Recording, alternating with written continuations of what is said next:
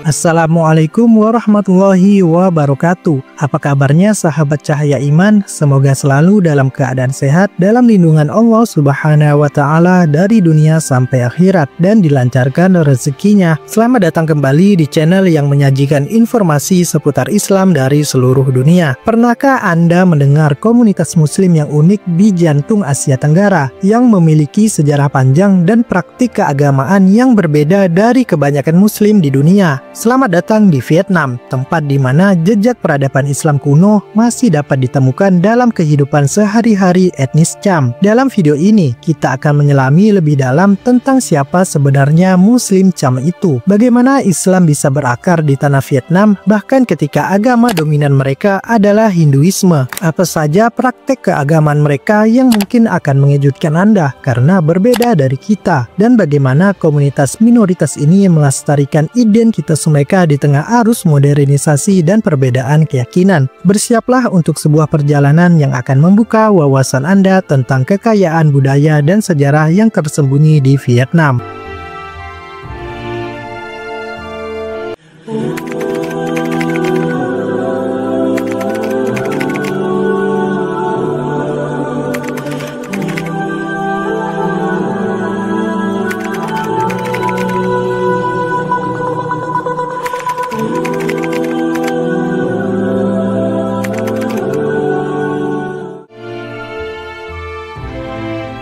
Kisah Muslim Cham bermula jauh di masa lalu ketika Kerajaan Champa, sebuah kekuatan maritim yang berjaya, mendominasi wilayah pesisir yang kini menjadi bagian tengah dan selatan Vietnam. Sebelum kedatangan Islam, agama mayoritas di Kerajaan Champa adalah Hinduisme, terutama pemujaan Dewa Siwa, dan juga ada agama Buddhisme. Banyak peninggalan arsitektur seperti candi-candi yang masih dapat ditemukan di Vietnam Selatan menjadi bukti kuat keberadaan agama-agama ini. Sejak abad ke-9 Masehi, Champa menjalin hubungan perdagangan yang intens dengan para pedagang dari Arab, Persia, dan India. Melalui interaksi inilah benih-benih Islam mulai diperkenalkan. Islam datang secara bertahap, bukan melalui penaklukan, melainkan melalui jalur perdagangan dan asimilasi budaya. Pelabuhan-pelabuhan Champa menjadi pusat pertukaran barang dan ide, termasuk ajaran-ajaran agama. Beberapa raja Champa bahkan tercatat memeluk Islam, misalnya Raja Cebonga, seorang raja Champa yang berkuasa sekitar abad ke-14, sekitar 1360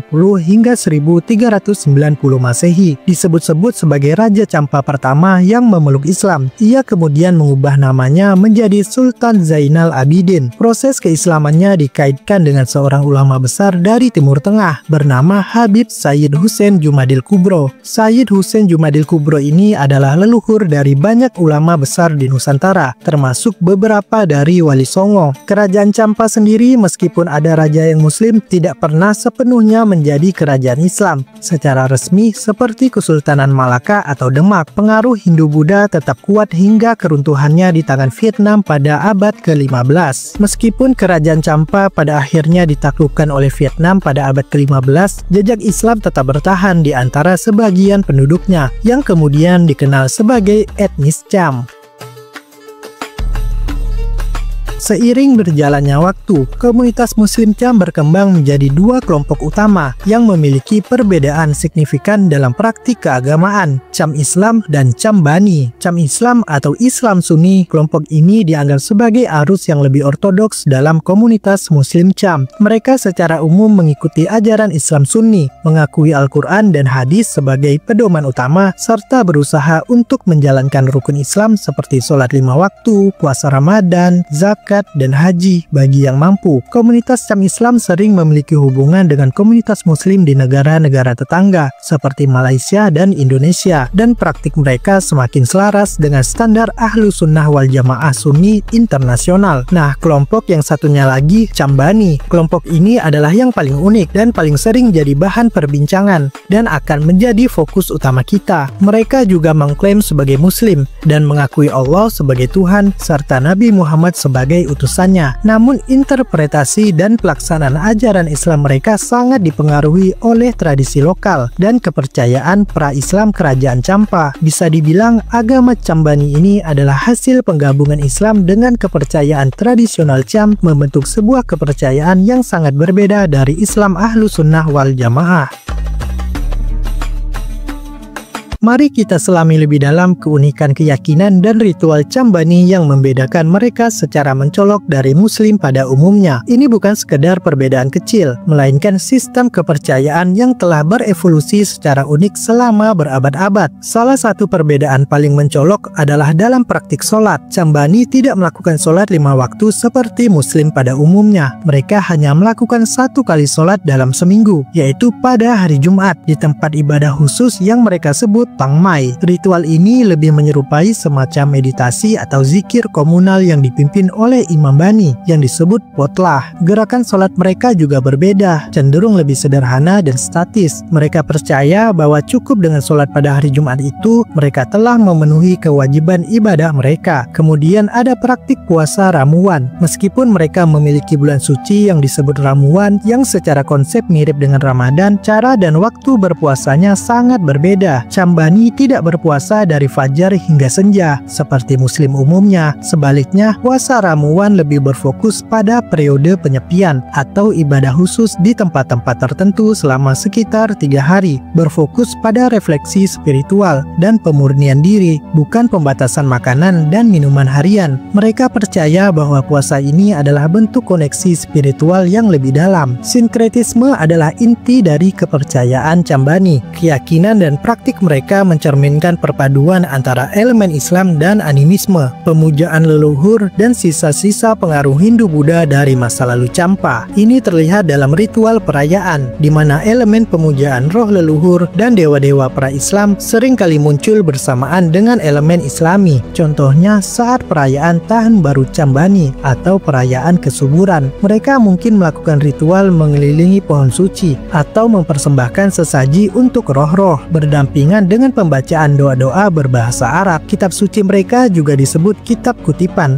atau kitab kai. Struktur keagamaan Chambani juga memiliki hierarki kepemimpinan spiritual yang berbeda dengan struktur keagamaan Islam pada umumnya. Pemimpin spiritual tertinggi mereka disebut imam atau potlah yang memiliki peran sentral dalam ritual dan kehidupan komunitas. Di bawahnya ada khatib dan bilal, namun dengan fungsi yang disesuaikan dengan praktik bani mereka. Mereka juga memiliki guru-guru agama wanita yang disebut mukbani yang memainkan peran penting dalam ritual-ritual tertentu. Kalender dan hari raya Chambani pun memiliki kekhasan tersendiri, mengikuti kalender lunar mereka sendiri yang berbeda dengan kalender Hijriah Islam. Ini berarti hari raya besar mereka seperti hari raya haji atau Idul Fitri versi Bani akan jatuh pada tanggal yang berbeda dari umat muslim seluruh dunia. Mereka juga merayakan festival-festival yang terkait erat dengan kepercayaan lokal dan siklus pertanian, seperti KT Festival yang menghormati leluhur dan para raja kuno. Penting untuk dipahami bahwa Chambani tidak menganggap diri mereka menyimpang. Bagi mereka, ini adalah bentuk Islam yang diwariskan dari nenek moyang mereka, sesuai dengan tradisi dan kondisi lokal. Keunikan Chambani menempatkan mereka dalam posisi yang menarik, baik dalam konteks Islam global maupun di dalam Vietnam sendiri. Dalam pandangan Islam Ahlus Sunnah wal Jamaah, praktik Chambani seringkali menimbulkan pertanyaan dan perdebatan. Banyak ulama di luar komunitas Cham menganggap praktik mereka sebagai bentuk sinkretisme yang menyimpang dari ajaran Islam yang murni. Namun bagi Chambani, praktik ini adalah identitas dan warisan budaya yang tak terpisahkan dari agama mereka. Mereka melihatnya sebagai cara otentik untuk mempraktekkan Islam sesuai dengan tradisi yang diwariskan. Di dalam Vietnam, Chambani hidup berdampingan dengan komunitas Cham Islam yang lebih ortodoks. Meskipun ada perbedaan dalam praktik, kedua kelompok ini masih memiliki ikatan etnis dan budaya yang kuat. Terkadang terjadi kurangnya pemahaman atau ketegangan kecil akibat interpretasi agama yang berbeda. Namun secara umum mereka hidup berdampingan. Apa pendapat Anda tentang keunikan Chambani ini? Apakah Anda terkejut dengan praktik keagamaan mereka? Bagikan pemikiran Anda atau pendapat Anda di kolom komentar di bawah. Jangan lupa untuk like, sampaikan pendapat kamu di kolom komentar, dan share video ini seluas-luasnya. berikutnya. Dan bagi yang belum subscribe, mari bergabung dengan keluarga Cahaya Iman untuk mendapatkan informasi seputar Islam dari seluruh dunia lainnya. Terima kasih sudah menonton, sampai jumpa di video berikutnya. Wassalamualaikum warahmatullahi wabarakatuh.